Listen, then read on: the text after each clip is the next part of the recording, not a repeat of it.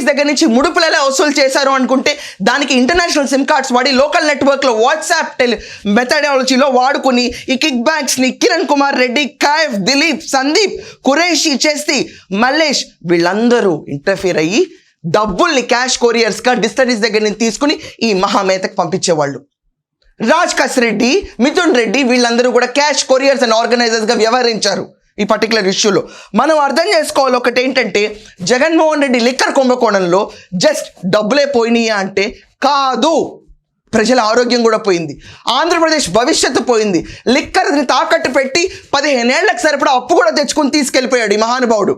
దేనికి ఖర్చు పెట్టావు జగన్ అంటే దానికి ఆధారాలు ఉండవు, మాటలు ఉండవు, ఒక్కటి కూడా ఎక్స్ప్లెయిన్ చేయడు పబ్లిక్కి. పబ్లిక్ ఎంటిటీస్ని వాడుకుని, పబ్లిక్ని కమోడిటీస్ కింద వాడుకుని మనిషి ప్రాణాన్ని లెక్క చేయకుండా, ఆ రోజు మనిషి ప్రాణానికి లెక్కలేదు, ఈ రోజు సింగయ్య ప్రాణానికి లెక్కలేదు, ఎప్పుడూ లెక్కలేదు జగన్కి. ఇదేమన్నా కొత్త? ప్రతి ఒక్కళ్ళు జగన్ కారు ఎందుకు ఆపలేదని అంటున్నారు.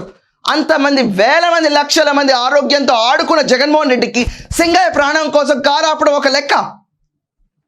ఆలోచించండి ప్రతి ఒక్కళ్ళు. ఇదంతా కాకుండా మనందరికీ తెలిసిన విషయమే, cash couriers and cash organisers వీళ్ళు డబ్బులు ఎలా తీసుకొస్తారు అని.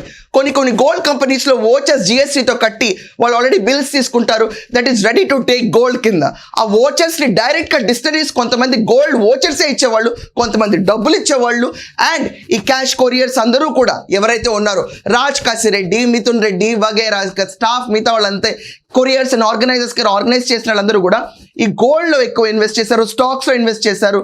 అండ్ క్యాష్గా రూపాయిని కన్వర్ట్ చేసిన తాడేపల్లి ప్యాలెస్ పక్కన తీసుకున్న ఒక లీజ్ డెన్లో ఒక కుంభకోణమైన వీడియో.